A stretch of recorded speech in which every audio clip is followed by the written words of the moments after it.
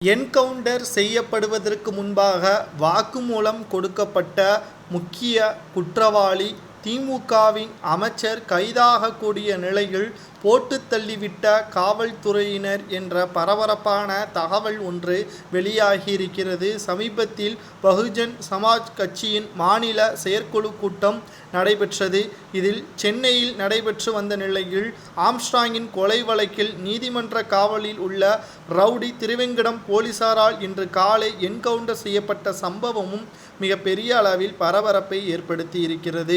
கடந்த ஜூலை 5ஆம் தேதி தலைநகர் சென்னையில் பகுஜன் சமாஜ் கட்சியின் மாநில தலைவர் ஆம்ஸ்ட்ராங் கொலை செய்யப்பட்டிருந்தார். அதுவும் அவரது வீட்டிற்கு முன்பும் காவல்துறை அலுவலகத்திலிருந்து 300 மீட்டர் தொலைவில் உள்ள அவரது வீட்டிற்கு முன்பாக பட்ட பகலில் 11 நபர்கள் கொண்ட குழுவால் வெட்டி கொலை செய்யப்பட்ட சம்பவம் தமிழகம் முழுவதும் பெரும் பரபரப்பை ஏற்படுத்தியது.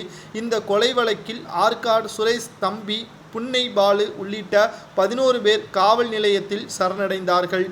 5 நாட்கள் கஸ்டடியில் எடுத்து விசாரணை செய்ய போலீசுக்கு சென்னை எழும்பூர் நீதிமன்றம் ஜூலை 11ஆம் தேதி அனுமதியும் வழங்கியது. இதையடுத்துதான் இந்த வழக்கில் சம்பந்தப்பட்ட ஒவ்வொருவரையும் போலீசார் தனித்தனியாக தங்களது பாணியில் விசாரித்து வந்ததாக தெரிய வந்துள்ளது. ஆம்ஸ்ட்ராங் கொலை வழக்கில் முக்கிய குற்றவாளியாக இருந்த திருவேங்கடத்தை இன்று அதிகாலையில் அவர் ஆயுதங்களை பதுக்கி வைத்திருந்த மாதவரம் ஜட்ஜ் டேரியன் பகுதிக்கு சென்று அழைத்து சென்றார்கள். அந்த பகுதியில் பதுக்கி வைத்திருந்த கத்தி, துப்பாக்கி, நாட்டு வெடிகுண்டு உள்ளிட்ட ஆயுதங்களை கைப்பற்றியதாகவும் அப்பொழுது அங்கிருந்த துப்பாக்கி எடுத்துக்கொண்டு தப்பி செல்ல முயன்றதாகவும் திருவேங்கடத்தை சுட்டதாகவும் போலீசார் தரப்பில் தெரிவித்திருக்கிறார்கள். இதில் பலத்த காயமடைந்த திருவேங்கடத்தை அங்கிருந்து ஸ்டான்லி அரசு மருத்துவமனையில் அழைத்து சென்றுள்ளனர். மருத்துவர்கள் பரிசோதனை செய்த பொழுது திருவேங்கடம் ஏற்கனவே உயிரிழந்து விட்டதாகவும் அறிவித்தார்கள்.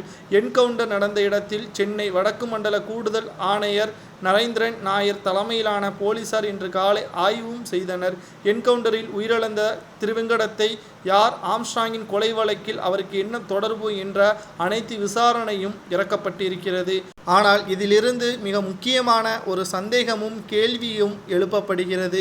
திருவேங்கடம் அவர்கள் தப்பி செல்லும் பொழுது அவரை முதுகில் சுடுவதற்கு பதிலாக காலில் சுட்டிருந்தார். அவர் உயிருடன் பிழைத்திருப்பார். அது மட்டுமல்லாமல் அவர் கூலியாளாக இருக்கக்கூடிய காரணத்தினால் அவரை ஏவிய முதலாளி யார், திமுகவை சார்ந்தவர் என்ற கடைசி வாக்குமூலத்தை கொடுத்ததன் காரணமாகத்தான் சுட்டு கொலை செய்யப்பட்டார்களா, இது சுட்டு கொலை செய்யப்பட்டதை என்கவுண்டர் என்று மாற்றிவிட்டார்களா என்ற பல்வேறு தரப்பினர்களும் கேள்விகளை எழுப்பி வருகிறார்கள்.